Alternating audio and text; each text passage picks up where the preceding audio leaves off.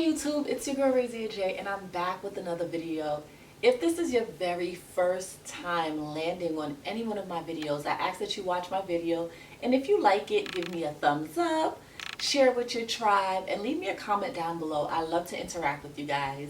And if you are watching another one of my videos and you've been back and you've been subscribed, I want to say thank you so much for the continuous support. Your girl really feels the love. Recently, I had a few people reach out to me via email, and I'm super excited for what the future holds. So with that all being said and getting all of that out of the way, I do want to mention that I do know that I've been gone for a minute. Guys, life has been busy.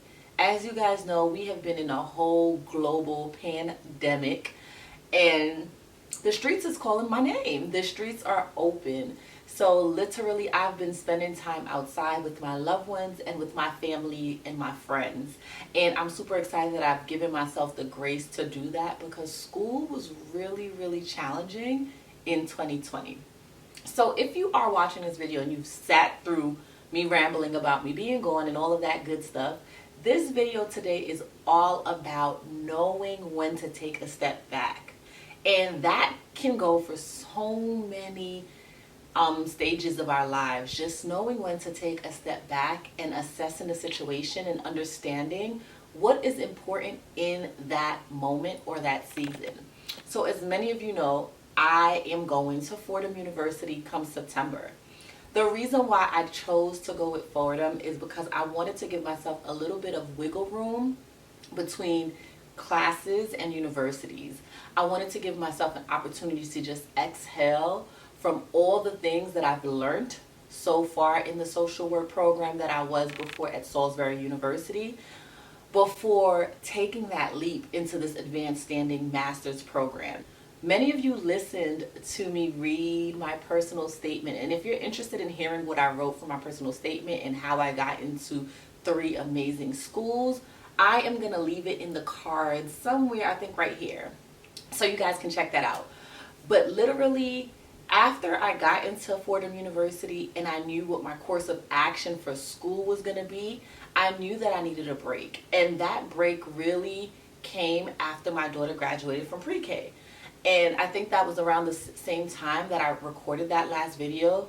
But I took a month just to spend time with my family. My husband went on block leave. We did some traveling. We went to Rhode Island. We had so much fun. We hung out on the beaches. Our kids enjoyed themselves. And more than anything else, I just rested. I didn't have anything to do.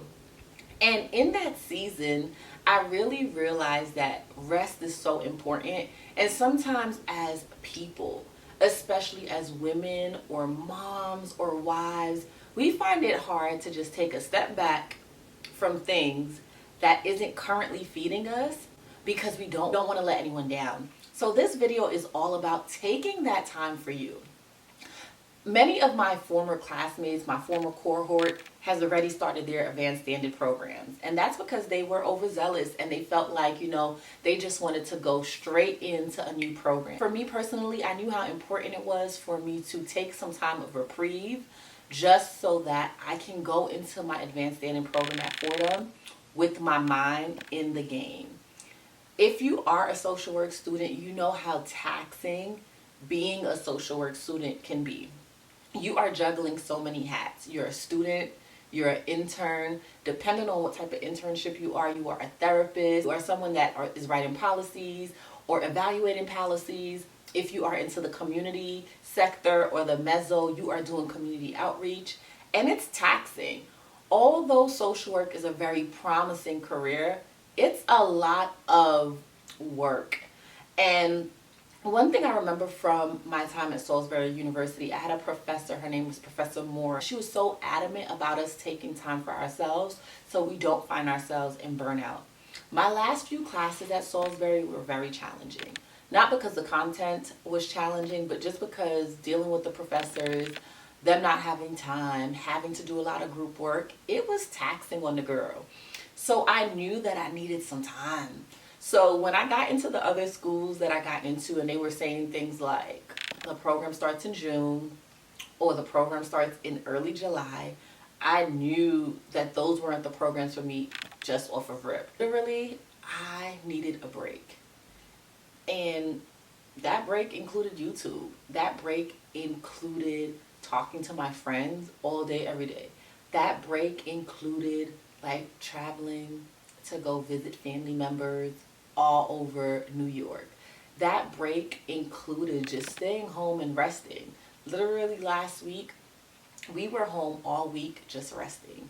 The week before that, we traveled. And the break was more so for me to get a grip on what was important. Right now in this season, what's important to me is my family, and that includes my husband, who is a soldier, and my 2 little kids.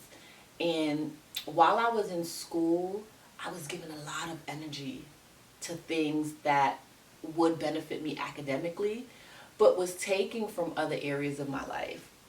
So in every season, there is a time to just be on the grind, but there's also a time to know when you have to take a step back and just rest.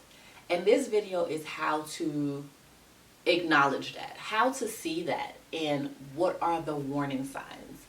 So for starters, the first thing that is a warning sign that you may need to put the brakes on everything is when you are exhausted and you can't explain it.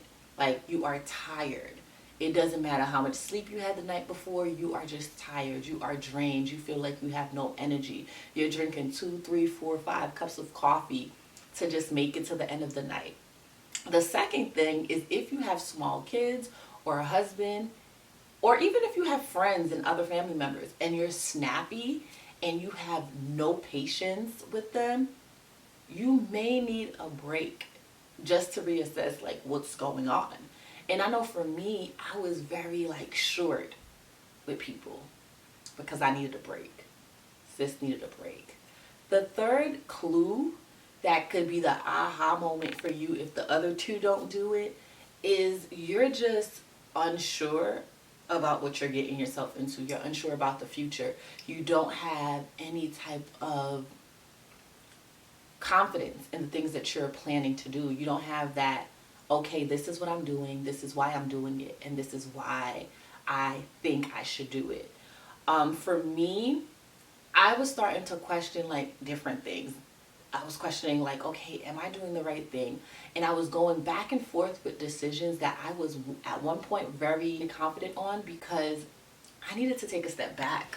There was too many voices in my head. Number 4, which was a really, really big one for me, I was unable to connect with God. Like, I was trying to pray.